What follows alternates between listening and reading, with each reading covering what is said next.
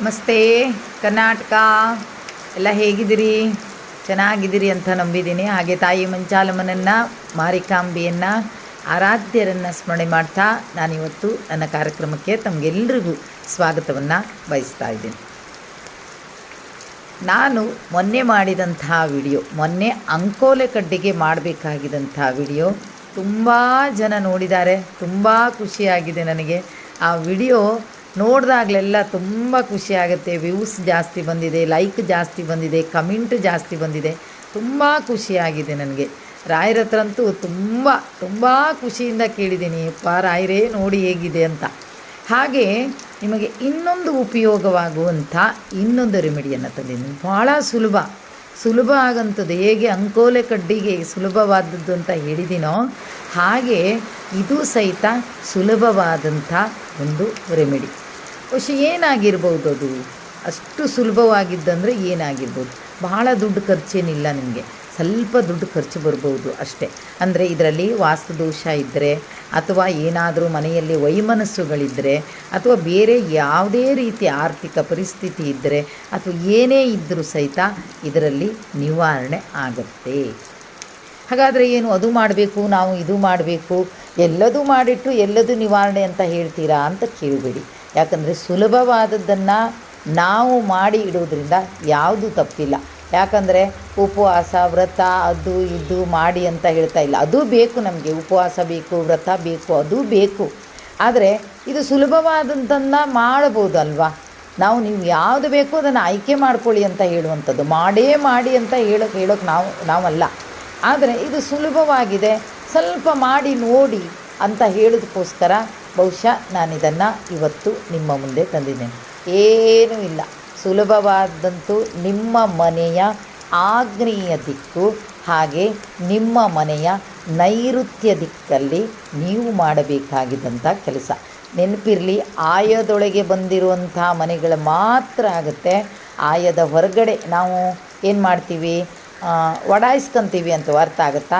ಅಂದರೆ ಒಡಾಯಿಸ್ಕೊಂಡ್ರೆ ಜಾಸ್ತಿ ಮಾಡ್ಕೋತೀವಿ ಅಂತ. ಆಯವನ್ನು ಬಿಟ್ಟು ಆ ಕಡೆ ಹಿಂದ್ಗಡೆ ಒಂದು ಬಟ್ಟೆ ಸಡಿಯೋಕ್ಕೊಂದು ರೂಮ್ ಮಾಡ್ಕೊತೀವಿ, ಮುಂದ್ಗಡೆ ಏನೋ ಒಂದು ಸಿಟೌಟ್ ಟೈಪ್ ಮಾಡ್ಕೋತೀವಿ. ಹೀಗೆಲ್ಲ ಮಾಡ್ಕೊಂಡ್ರಲ್ಲ, ಆಯದೊಳಗೆ ಬಂದಿರುವಂಥ ದಿಕ್ಕುಗಳಾಗಿರಬೇಕು.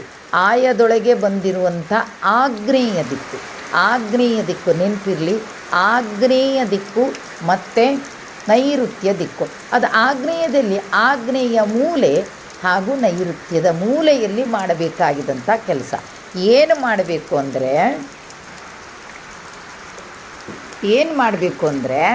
ನೈಋತ್ಯ ಮೂಲೆ ಮತ್ತು ವಾಯುವ್ಯ ಮೂಲೆಯಲ್ಲಿ ಒಂದು ಬಲ್ಪ್ಗಳನ್ನು ಹಾಕಬೇಕು ನೀವು. ಅಲ್ಲೊಂದು ಬಲ್ಪು, ಇಲ್ಲೊಂದು ಬಲ್ಪು. ವಾಸ್ತುದೋಷ ಇದ್ದರೆ ಕಳೆಯುತ್ತೆ, ಮನೆಯಲ್ಲಿ ಮನಸ್ತಾಪಗಳಿದ್ದರೆ ದೂರ ಆಗುತ್ತೆ. ಇದು ಯಾವುದೇ ರೀತಿ ಸಮಸ್ಯೆ ಯಾವುದು ಅಂತ ನಮ್ಗೆ ಹೇಳೋಕ್ಕಾಗಲ್ಲ. ಅಂಕೋಲೆ ಕಡ್ಡಿ ಪೂಜೆಯನ್ನು ಅಲ್ಲೇ ಇರಲಿ, ಅದರ ಜೊತೆಗೆ ಇದನ್ನು ಮಾಡಿ.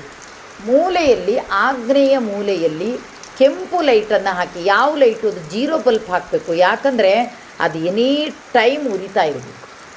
ರಾತ್ರಿ ಹಗಲು ಅಂತ ನೀವು ಹಚ್ಚೆ ಇಡಬೇಕು. ಕರೆಂಟ್ ಹೋದಾಗ ಹೋಯ್ತು ಬಿಡಿ, ಏನು ಮಾಡೋಕ್ಕೆ ಬರಲ್ಲ.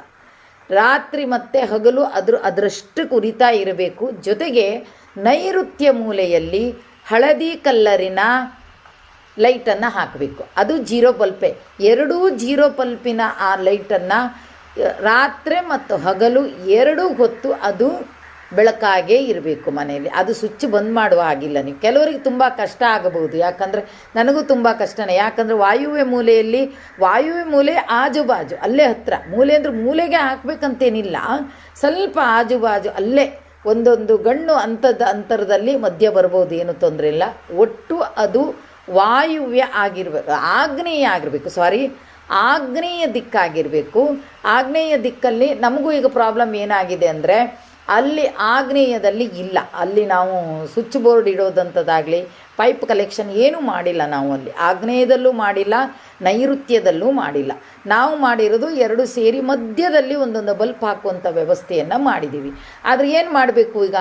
ಇದನ್ನು ಮಾಡಲೇಬೇಕು ಅಂದರೆ ಅದಕ್ಕೇನಾದರೂ ಸ್ವಲ್ಪ ಬಲ್ಪ್ಗಳನ್ನು ಹಾಕಲಿಕ್ಕೆ ಏನಾಗುತ್ತೆ ಅದನ್ನು ನಾವು ಮಾಡ್ಕೋಬೇಕು. ಅದಕ್ಕೆ ನಾನು ಹೇಳಿದ್ದು, ಕೆಲವರಿಗೆ ಸ್ವಲ್ಪ ಇದು ಪ್ರಾಬ್ಲಮ್ ಆಗಬಹುದೇ, ಪ್ರಾಬ್ಲಮ್ ಅಲ್ಲ, ಸ್ವಲ್ಪ ತೊಂದರೆ ಆಗಬಹುದೇನು ಅಂದರೆ ಅದು ಹಾಕ್ಕೋಬೇಕು ಇಟ್ಕೋಬೇಕು, ಲೇಟಾದರೂ ಪರವಾಗಿಲ್ಲ ಮಾಡಿ. ನೀವು ಅದನ್ನು ಈಗಲೇ ವಿಡಿಯೋ ನೋಡಿದ ತಕ್ಷಣವೇ ಹಾಕಬೇಕು ಅಂತಲ್ಲ, ನೆನಪಿಟ್ಕೊಳ್ಳಿ ಮಾತ್ರ ಅಷ್ಟೇ. ಆಗ್ನೇಯದಲ್ಲಿ ಕೆಂಪು ಲೈಟು, ನೈಋತ್ಯ ಮೂಲೆಯಲ್ಲಿ ಹಳದಿ ಲೈಟನ್ನು ಜೀರೋ ಬಲ್ಪ್ ಲೈಟನ್ನು ಹಾಕಿ. ಅದು ನಮಗೆ ಇದೆಲ್ಲ ದೋಷಗಳನ್ನು ಕಳೆಯುತ್ತೆ. ಬಹುಶಃ ನಾನು ಒಂದು ವಿಷಯನ ಹೇಳ್ತೀನಿ ನಿಮಗೆ. ನಾನು ಹಿಂದೆ ಎಲ್ಲ ಹೇಳಿರುವಂಥದ್ದು ಸಣ್ಣ ಸಣ್ಣ ಸಣ್ಣ ರೆಮಿಡಿ. ಉಪ್ಪನ್ನು ಅಮಾವಾಸ್ಯೆ ನಂತರ ತಗೊಂಡು ಬನ್ನಿ, ತುಂಬ ಜನರಿಗೆ ಹೇಳಿದ್ದೀನಿ ನಾನು ಅಲ್ವಾ. ಶನಿವಾರ ಹೋಗಿ ಉಪ್ಪನ್ನು ಖರೀದಿ ಮಾಡಬೇಡಿ, ಎಳ್ಳನ್ನು ಖರೀದಿ ಮಾಡಬೇಡಿ, ಇದೆಲ್ಲ ಹೇಳಿದ್ದೀನಿ ನಾನು. ಹಾಗಾಗಿ ಎಷ್ಟೋ ಜನ ನನಗೆ ಹೇಳಿದ್ದಾರೆ ಎಷ್ಟು ಸುಧಾರಣೆ ಇದೆ ಅಂತ. ಒಂದರಲ್ಲಿ ಸ್ವಲ್ಪ ಸುಧಾರಣೆ ಬರ್ತಾ ಇರುವಂಥದ್ದು ಕಂಡು ಬಂದಿದೆ.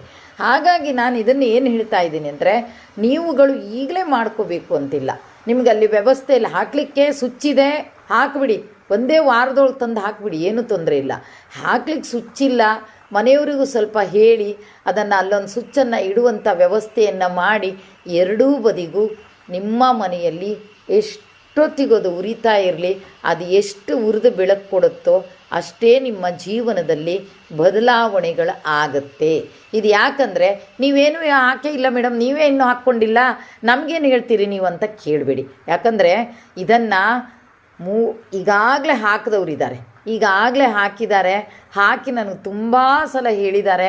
ಈಗ ಇತ್ಲಾಗ ಒಂದು 15 ದಿವಸಕ್ಕಿಂತ ಈಚೆ ಹೇಳ್ತಾನೇ ಇದ್ದಾರೆ, ಮೇಡಮ್ ತುಂಬ ಪವರ್ಫುಲ್ ಇದು ಮಾಡಿ ಮನೆಯಲ್ಲಿ ಅಂತ. ಅದಕ್ಕೆ ನಾನು ಇನ್ನೂ ಮಾಡಿಲ್ಲ. ನೀವು ವ್ಯವಸ್ಥೆ ಇದ್ದವ್ರು ಕೂಡಲೇ ಮಾಡ್ಕೊಳ್ಳಿ, ವ್ಯವಸ್ಥೆ ಇಲ್ಲದಿರೋ ಸರಿ ಮಾಡ್ಕೊಳ್ಳಿ, ನಾನೂ ಮಾಡ್ಕೋತೀನಿ. ಹಾಗಾಗಿ ನಾನು ನಿಮ್ಮ ಮುಂದೆ ಹೇಳಿದ್ದೀನಿ, ನಾನು ಹಾಕೋದ್ರೊಳಗೆ ನಾನು ನಿಮಗೂ ಹೇಳಿದ್ದೀನಿ, ನೀವು ಮಾಡ್ಕೊಳ್ಳಿ ಅದನ್ನು ಅಂತ ಹೇಳಿ. ಹಾಗಾಗಿ ಪ್ರತಿಯೊಬ್ಬರು ಇದನ್ನು ಮಾಡ್ಕೊಳ್ಳಿ ಅಂತ ಹೇಳ್ತಾ ಇವತ್ತಿನ ಕಾರ್ಯಕ್ರಮವನ್ನು ಇಲ್ಲಿಗೆ ಮುಗಿಸ್ತಾ ಇದ್ದೀನಿ. ಜೈ ಹಿಂದ್, ಜೈ ಕರ್ನಾಟಕ ಮಾತೆ. ಸರ್ವೇ ಜನ ಸುಖಿನೋ ಭವಂತು.